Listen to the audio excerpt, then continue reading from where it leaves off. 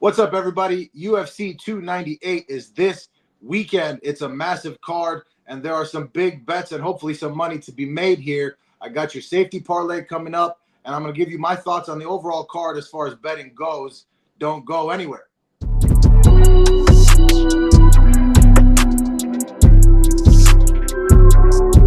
What's up, everybody? Welcome back to another edition of the 10-7 MMA.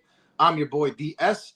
And I'm here with a massive weekend coming up in the UFC 298, massive main event. And I'm going to be going through the entire card and giving you my thoughts and breakdown on the overall card as far as betting goes. And I'm going to give you what I consider to be the safest parlay that I could come up with where you could still make a little bit of decent money on this card.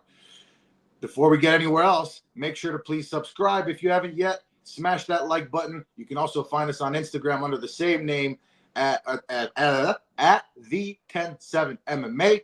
Let's dive right into it. I'm just going to go down the card. I'm going to make this quick. All right. First fight of the night, we've got Andrea Lee, and she's taking on Miranda Maverick.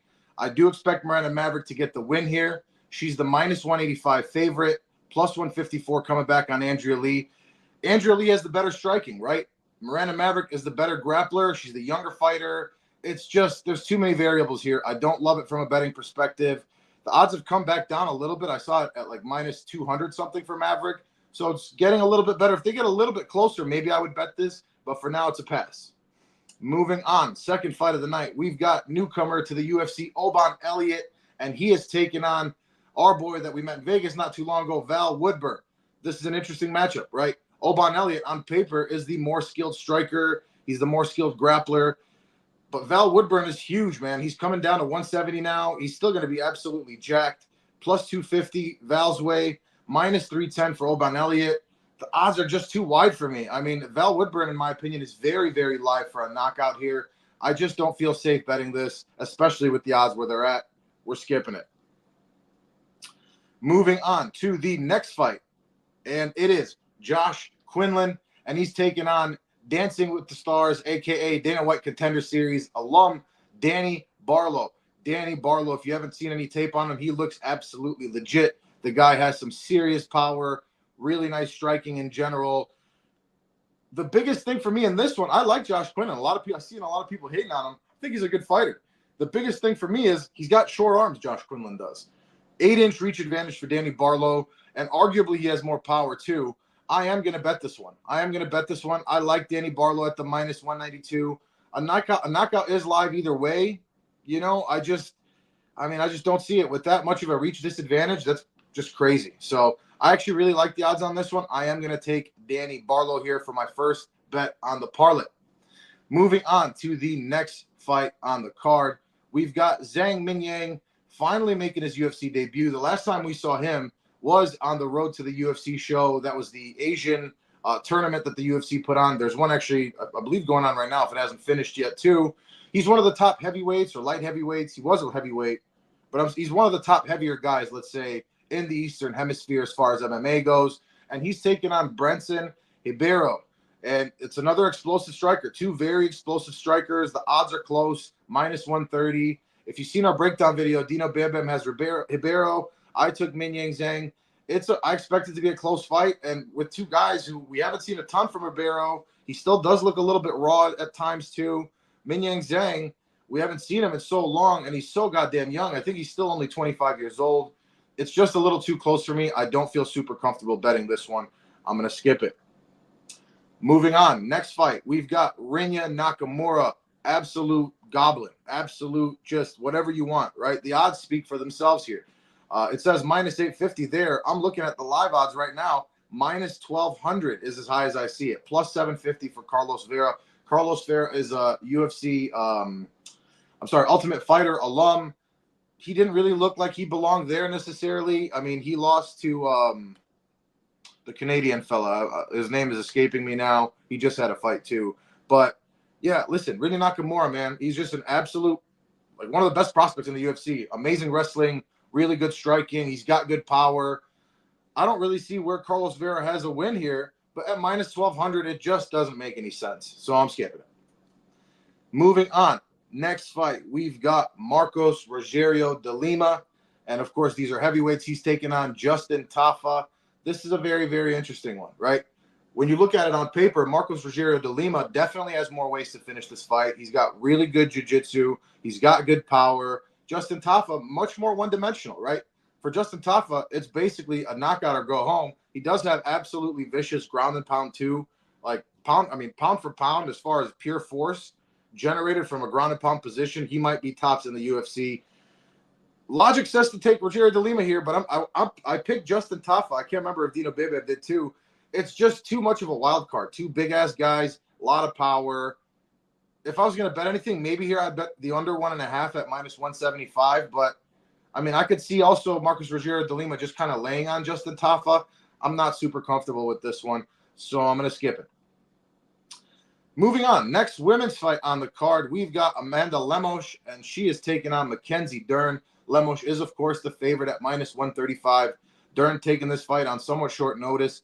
Dern, let's be real, we know who she is by now, right? She's very one-dimensional. I don't think I've ever seen her even practice her striking, at least on Instagram. She's constantly just training her jiu-jitsu, which is great. She's dominant in her jiu-jitsu, but Amanda Lemos is actually not bad on the ground. And to me, the discrepancy on the feet in the favor of Amanda Lemos is much, much wider than the discrepancy on the ground. I think Amanda Lemos should be able to handle her own on the ground. So I am going to take Amanda Lemos here. I mean, -130, I kind of expected these odds to be a little bit wider, quite frankly. I know we just saw her dominated by Zhang Weili, but I mean, there's levels to this shit, right? This is the champion, one of the absolute best pound-for-pound fighters in the entire universe, man or woman. So I am taking Lemos here. I do like her at -130. I think she's live for a finish, but I think she's going to get it done by decision. But I'm taking Lemos for sure.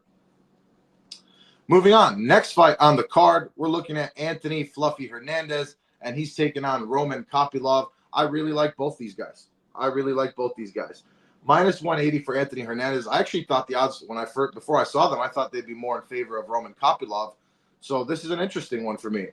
I've gone back and forth on this fight a dozen times. For that reason alone, I'm not betting it, right? I could see it going to decision. I could see Roman Kopylov getting a knockout. I could see Anthony Hernandez just straight up out grappling Roman Kopylov, even though he's got decent grappling of his own, working with the Dagestani fighters now too. I just don't love it personally. So moving on, next fight on the card, we've got Morab Valashvili. He is taking on, of course, Triple C Henry Cejudo. The odds on this one are kind of interesting too, right? -218 for Morab. Henry Cejudo, I'm sorry, -190 is what it says on the screen. Henry Cejudo at a +160. Yeah, I mean, I really do expect Morab to win. I think for a 37-year-old Henry Cejudo who hasn't been terribly active, who looked a little bit lost and hesitant at times versus Aljo, you know, it's an interesting fight, right? I saw Dana earlier said that these are two guys who have made maybe mistakes in their careers. Henry Cejudo for retiring too early. Some people say he was trying to run away from Peter Yan. Look what Morab did to Peter Yan. That being said, neither of these guys is a finisher, really, right? So what I like here is I like the over. I like the over here. I like the over at -315. I mean, yeah, you know, -315, not the best odds on it, but I just really don't see. I think it's pretty much a guarantee that this goes to decision. So I am going to take that. Moving on, next fight, we have got just kidding. We've got Jeff Neal. He's taking on Ian Gary. There's a lot to be said here, right? There's a lot to be said here. We're focusing on the betting aspects for this particular video. For me, I do like Ian Gary, but at -245, I don't know about that. He does tend to leave his chin open. He kind of, especially when he's backing up, we've seen him cracked. We've seen him rocked by lesser men with lesser power than Jeff Neal. So for me, I mean, it's tough. Maybe I would bet the under 2.5 on this, but I could see it really going any which way, honestly. I do expect Machado Gary to win. I think he's just going to land more shots, kind of stick and move, and end up getting the W. I just don't love it for betting. And now we're at the co-main event. We've got my boy Bobby Knuckles. He's taking on another my boy Paulo Costa. I'm going to be nervous as shit during this fight. I can't wait for it. From a betting perspective, I am going to do it. I'm going to take Robert Whittaker, even at -220. Are those the best odds? No. Paulo Costa's dangerous, man. He's got a ton of power, but I just don't think he takes MMA that seriously. You know, he's a fun-ass guy. He's jacked as shit.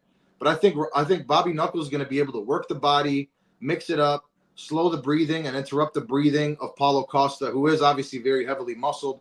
Bobby Knuckles barely cuts weight. He does cut a little bit, but not that much at all. Paulo Costa cuts a shit ton of weight. With that being said, he does look absolutely shredded. He always comes in incredible shape when he can make weight. But he certainly looks like he's going to make it this time. I just think we're going to see a Bobby Knuckles masterclass. I think we see a little bit of a redemption. And then you think about the Dricus fight. You know, a lot of people are saying Robert Whittaker's done. I just don't see it that way. I just think Dricus is so unorthodox, so unique. It's tough to prepare for a guy like that. Paulo Costa doesn't have that kind of uniqueness to his game, let's say. And moving on to the main event. And if you've watched our breakdown video, I did pick Elliott Topuria here. This is a tough one, man. It's a tough one. I mean, I've gone back and forth since I've ended up watching like the last 3 or 4 fights for each of these guys, Alexander Volkanovski and Elliott Topuria. I think when we last looked at the odds for the breakdown video, I believe they were flip-flopped, but they were still very close. Volk obviously now minus 115, Topuria plus 105. I do think Volk's going to win, man. I think Elliott Topuria has fought a lot of one-dimensional guys. He's not fought anybody even close to Volk. I'm going to go with Volk, but, man, it's dangerous. Elliott Topuria does have a lot of power. Volk's coming off a bad knockout, too. Where's the confidence at? He said he was drinking beers and shit last time. I didn't love that. So, yeah, there you have it. So we went through the entire card, all right? I gave you my breakdowns. I'm just going to summarize real quick the actual parlay itself, right? So we've got Amanda Lemos on the money line at minus 130. We've got Danny Barlo at a minus 192 on the money line versus Josh Quinlan. And then we've got over 2.5 at minus 315 in the Morab versus Henry Cejudo fight. I think that's pretty much a lock. And then, of course, in the co-main event, I am taking Robert Whittaker on the money line over Paulo Costa. Altogether, it's a 4-pick parlay. We're coming in at plus 391. And, of course, what that means is if you bet $100, you'll get back 391 or a total of 491. That's all I've got for you guys. That's all I've got for you, okay? Gave you my breakdown. Looking forward to this goddamn card. I'm going to be in Abu Dhabi. I'm not Abu Dhabi, fuck's sake. I'm going to be in Dubai. So I'm going to try to watch it. I'm going to do my best. But let me know what you think. If the parlay gets cooked, come talk shit to me. Do whatever you want to do. Don't forget to subscribe. Follow us on Instagram at the107MMA. Love you guys. Thanks for tuning in. Peace.